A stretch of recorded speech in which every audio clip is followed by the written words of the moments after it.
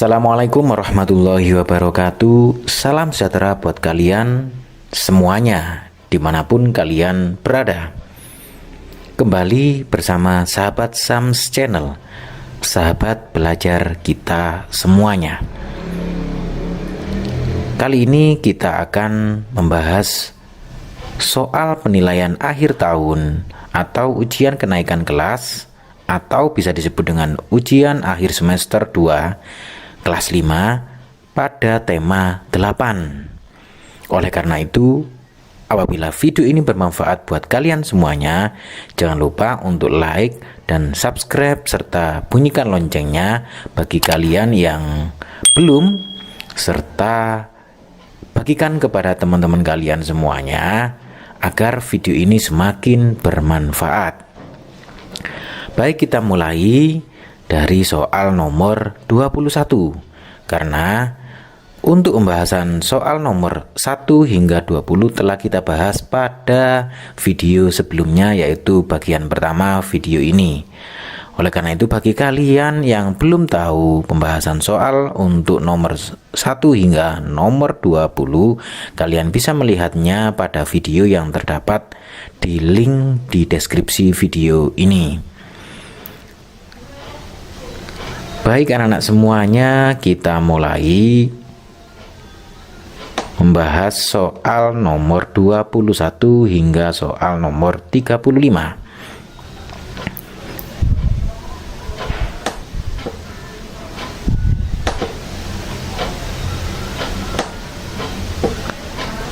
Oke, kita siapkan dulu catatannya.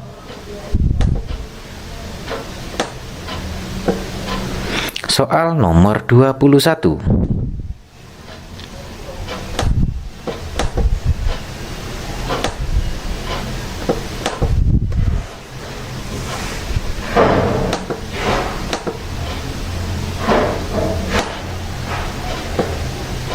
Kita tata terlebih dahulu hingga posisinya benar-benar pas. Oke, soal nomor 21 anak-anak. Rumah adat yang berasal dari Minangkabau adalah, kira-kira jawabannya apa anak-anak? Ya, rumah adat yang berasal dari Minangkabau itu adalah rumah gadang. Iya, jawabannya adalah rumah gadang. Anak-anak semuanya, rumah gadang ini merupakan rumah adat dari suku Minangkabau. Bahwa dijelaskan arsitektur bangunan rumah gadang itu merupakan peninggalan tidak tertulis yang merupakan ciri dari kebesaran kebudayaan Minangkabau masa lalu. Berikutnya anak-anak semuanya, kita ke soal nomor 22. Tari remo berasal dari daerah, tari remo itu berasal dari daerah Jawa Timur. Tepatnya ada yang mengatakan di daerah Jombang, Jawa Timur. Kemudian tari remo itu menggambarkan kegagahan, kepahlawanan, dan keberanian. Tarian ini merupakan tarian pembuka kesenian ludruk yang juga merupakan kesenian khas Jawa Timur anak-anak. Berikutnya soal nomor 23. Peristiwa nyata yang terjadi disebut dengan, kira-kira apa anak? Iya, peristiwa nyata yang terjadi itu disebut dengan fakta anak-anak. Kemudian soal nomor 24. Gambar yang menceritakan adegan atau peristiwa itu disebut dengan, kira-kira apa? Iya, gambar bercerita.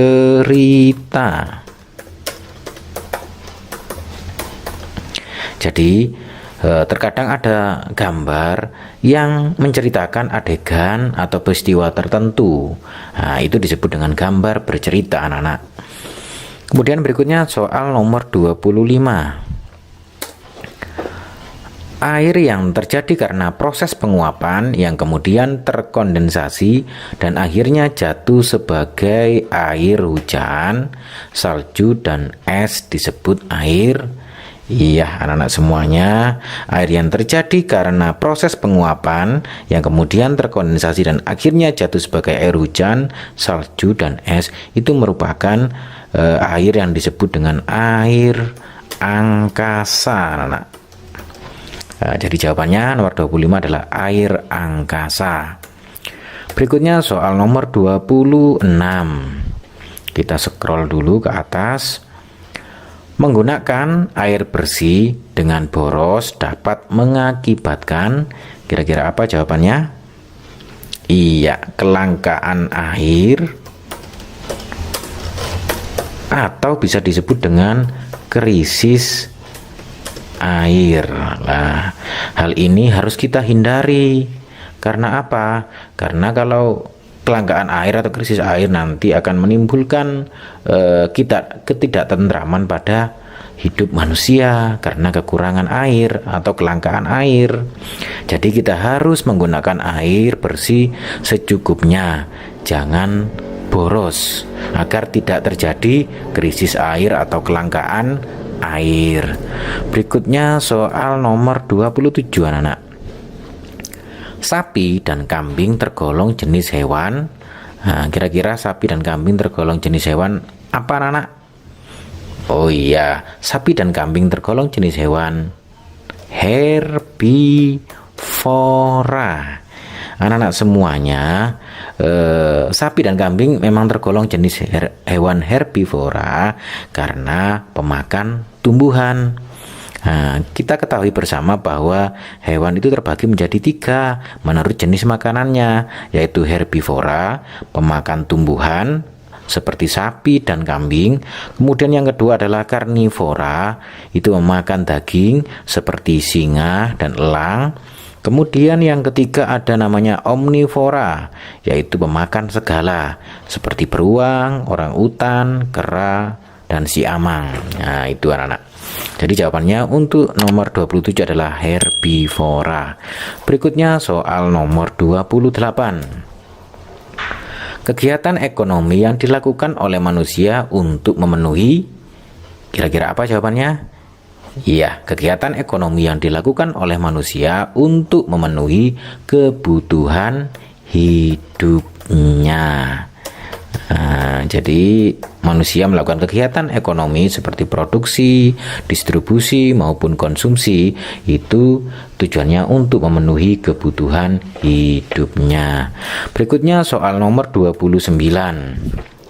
Langkah awal dalam membuat cerita bergambar adalah kira-kira menyiapkan apa? Iya, kita siapkan alat dan bahan. Kemudian ide atau gagasan harus kita siapkan terlebih dahulu, kemudian membuat sketsa, kemudian kita lanjut ke pewarnaan, kemudian ke medianya, dan penyempurnaan gambar cerita. Jadi yang pertama yang harus kita siapkan adalah ide atau gagasan. Nah, berikutnya soal nomor 30, anak-anak. Jenis pola lantai pada tari jaran kepang adalah, kira-kira jenisnya apa untuk tari jaran kepang, anak-anak? Iya, tari jaran kepang itu mempunyai pola lantai gabungan antara pola lantai lurus dan lengkung yang sederhana. Pola lantai yang digunakan pada tari jaran kepang ini ada pola melingkar, garis lurus ke depan, dan garis horizontal. Pola lantai pada tari jaran kepang itu tidak memiliki makna tertentu, dan oleh karena itu disimpulkan pola lantai pada tari jaran kepang itu pola lantai gabungan. Iya, berikutnya kita ke soal nomor 31, soal uraian, anak-anak. Sebutkan akibat dari sikap tidak menghormati keragaman suku bangsa. Nah, ini akibat jika seseorang tidak menghormati keragaman suku bangsa. Ini harus kita hindari, anak-anak. Adapun akibat dari sikap tidak menghormati keragaman suku bangsa antara lain kita akan mudah diadu domba satu sama lain, ya, mudah diadu adu domba satu sama lain. Kemudian yang kedua yaitu terjadinya permusuhan, ya, terjadinya permusuhan satu sama lain. Kemudian yang ketiga kira-kira apa?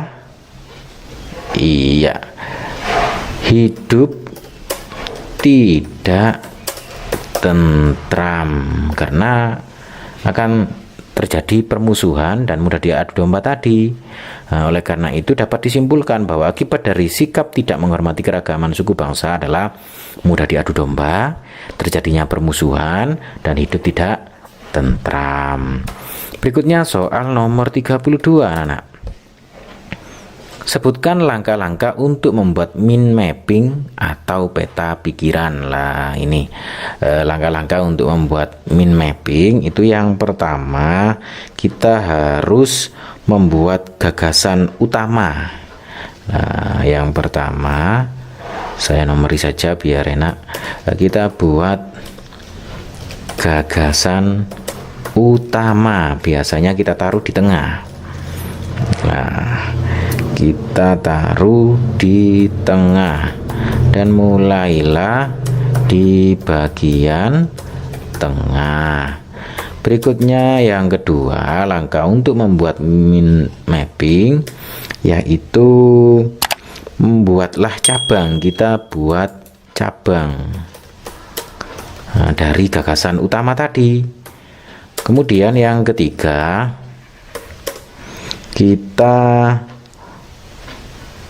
menggunakan kata kunci setiap baris, ya. Kita menggunakan kunci setiap baris. Selanjutnya yang keempat, setelah kita menggunakan kata kunci setiap baris, kita tambahkan simbol. Nah, biar lebih menarik, tambahkan simbol.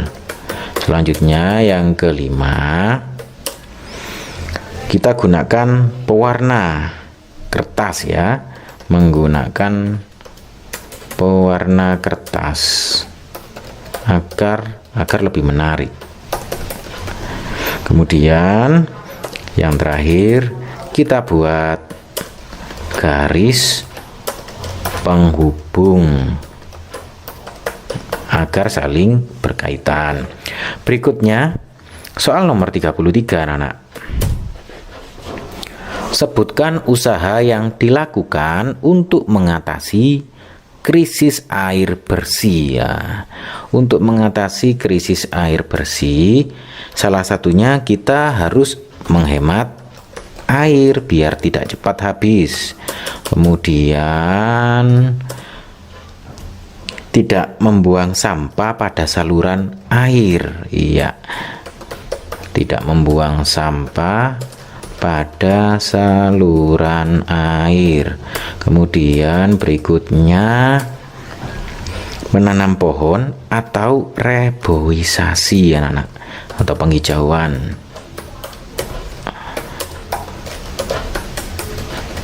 Berikutnya yang keempat, membuat tempat penampungan air hujan agar air hujan bisa kita gunakan untuk kebutuhan kita. Itu, anak-anak, semuanya usaha yang dilakukan untuk mengatasi krisis air bersih.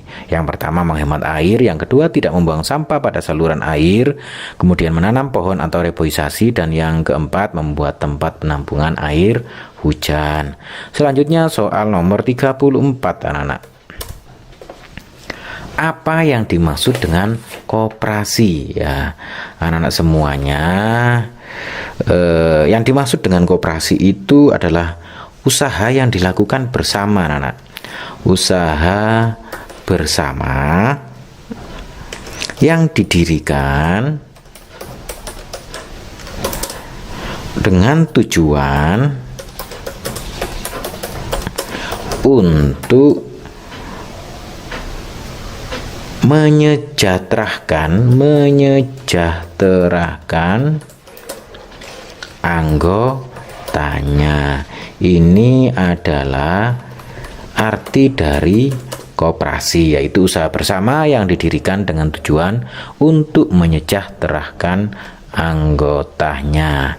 Baik, berikutnya kita ke soal nomor 35, anak. Gambarkan pola lantai vertikal. Nah, yang dimaksud dengan pola lantai vertikal itu adalah pola lantai memiliki pola lurus memanjang dan membentuk formasi lurus dari depan ke belakang, atau bisa juga sebaliknya, yaitu dari belakang ke depan. Ini saya buat contoh, misalkan kita menggunakan angka 0. Nah, seperti ini anak-anak, pola lantai vertikal. Nah, ini pola lantai vertikal. Anak-anak semuanya, demikian tadi pembahasan soal bagian kedua dari penilaian akhir tahun atau ujian kenaikan kelas atau ujian kenaikan ujian akhir semester 2 kelas 5 tema 8, yakni pembahasan dari soal nomor 21 hingga soal nomor 35. Oleh karena itu, apabila bermanfaat video ini, jangan lupa untuk like dan subscribe serta bunyikan loncengnya bagi kalian yang belum subscribe. Dan bagikan kepada teman-teman kalian semuanya, boleh di grup WA kelas atau grup-grup belajar lainnya, agar video ini semakin bermanfaat. Sampai ketemu lagi di pembahasan soal berikutnya. Akhirul kalam, wassalamualaikum warahmatullahi wabarakatuh.